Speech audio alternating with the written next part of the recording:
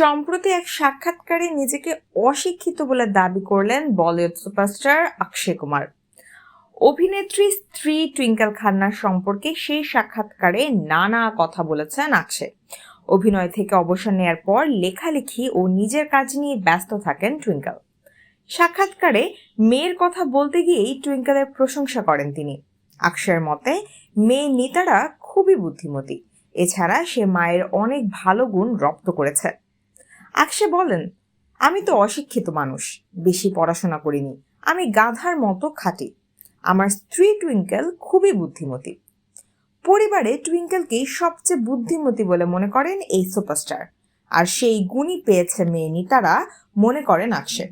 তাই টুইঙ্কেলকে বিয়ে করতে পেরে নিজেকে অসম্ভব ভাগ্যবান বলে মনে হয় এই অভিনেতার। অক্ষয় জানান, টুইঙ্কেল স্ত্রী ও মা হিসেবে অনন্য। তিনি মনে করেন কেউ যদি ভালো জীবনসঙ্গী পায় তাহলে তার পুরো জীবনটাই অন্যরকম সুন্দর হয়ে ওঠে। অভিনেতার কথায়, আমি কাজে বেরিয়ে যাই কিন্তু টুইঙ্কেল সন্তানদের খেয়াল রাখে।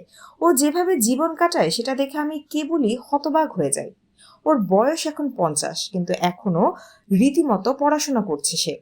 স্নাতকোত্তর শেষ করে গবেষণায় মন দিয়েছে। বলিউডে অক্ষয় এবং টুইঙ্কেলের এই জুটি সবসময় প্রশংসায় থেকেছে।